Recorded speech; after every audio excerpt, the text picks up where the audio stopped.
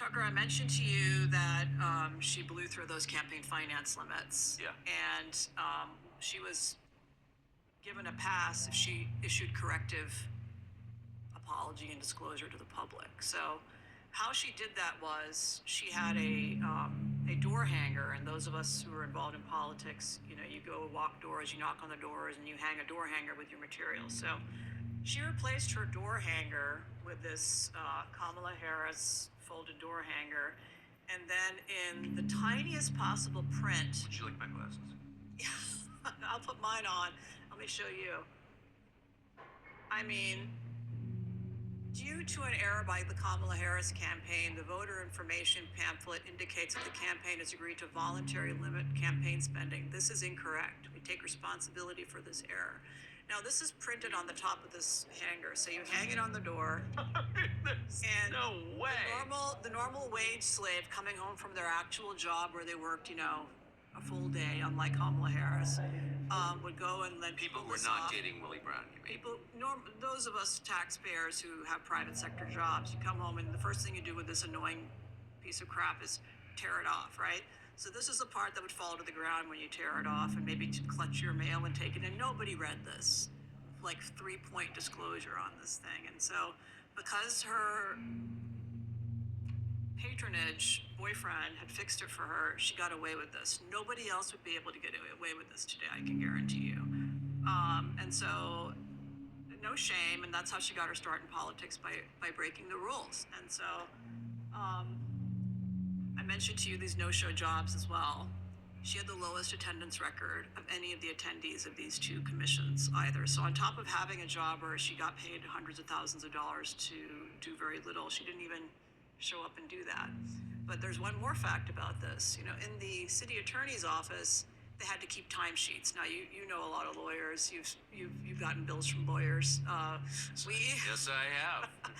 We bill by the hour, and Yes. we're supposed to record our time in tenths of an hour. Okay.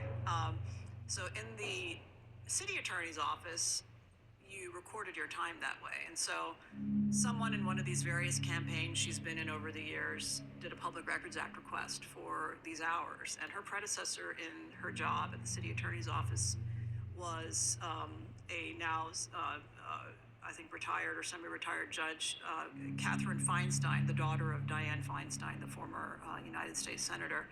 So Feinstein had the job, and then Kamala Harris had the job. So if you compare their hours, you see that Kamala Harris, I think, worked one day over 8 hours in all the 3 years that she worked there. Dianne Feinstein's daughter regularly worked long, normal lawyer hours. She worked one day over 8 hours in how long? 3 years. Yeah. And She's just lazy. yeah, and there were a number of days where she had block 8 hours, phone calls, research something, 8 hours. So she didn't work full days in that job.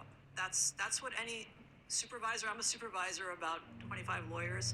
If I saw timesheets like that, I would call that person in and put them on probation, because they clearly aren't working a full day's worth of work. They're block billing, they're putting down time, they're doing a lot of admin time, days and days of admin time, meaning I didn't work that day, I read the newspaper, I did continuing legal education, I did some, background research. She did not work those full days. That's what any supervising lawyer, being honest, would tell you. So that's pretty striking, because as it is, you're, only expected to work, sort of 9 to 5, unlike those of us who are, working in the private sector, working much harder to make a living and keep our jobs. Yeah. There's no such accountability in the jobs that she's held. And so when she ran for DA, she claimed, I've tried hundreds and hundreds of serious felony cases, and she got busted by the tenants union saying, actually, you've tried 10 cases. And then she had to sort of, over the years,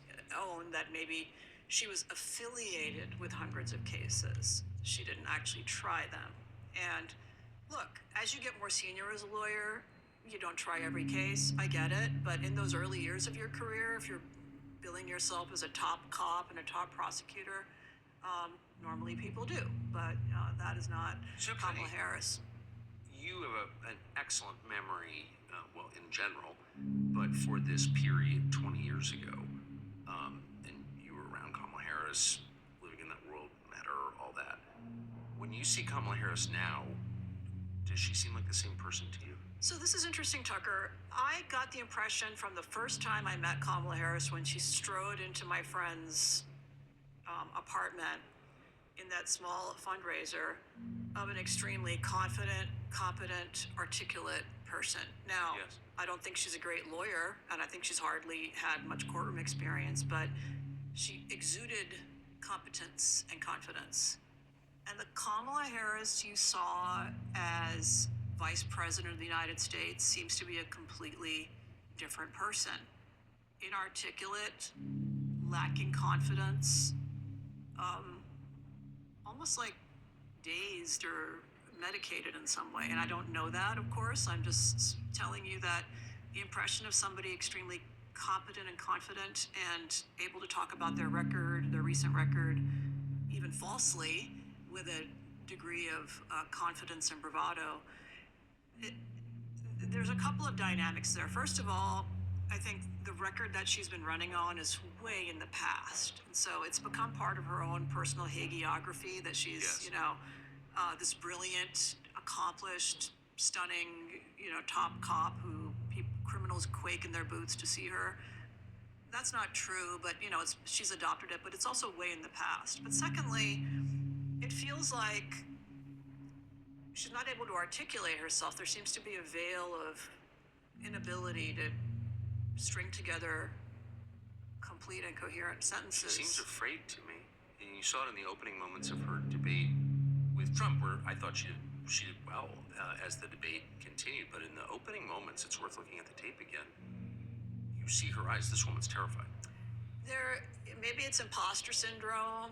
I don't know what it is, but Can you explain it? well, imposter syndrome is somebody who is successful, has reached certain levels of at least outward appearances of success, but yet is plagued by self-doubt that maybe I don't belong here. Right. What am I doing here? I feel like I'm an imposter. How did I find myself here? Like a bad dream. Yes. Like those dreams we all have before the exam that you go in and you haven't studied and it's the Right, final or exam. you're in your That's the pajamas or nightmare. something, yeah. You're in your pajamas or whatever, and so, but it isn't it can happen to any of us. We all freeze sometimes in tense situations. Well, we've all seen her on the national and international stage doing increasingly incoherent word salad statements.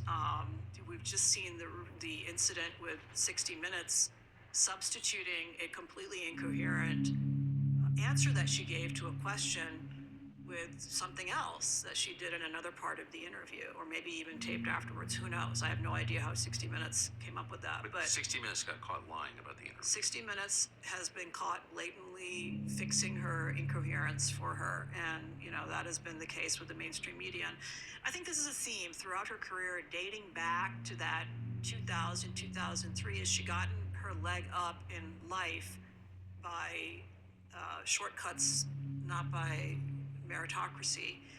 And then she finds herself in a position that is beyond her capabilities. And then she has to lie and exaggerate to maintain that position and get to the next level. But with the assistance of the Democratic machine in California, and to be fair to her, she's not the only person. I mean,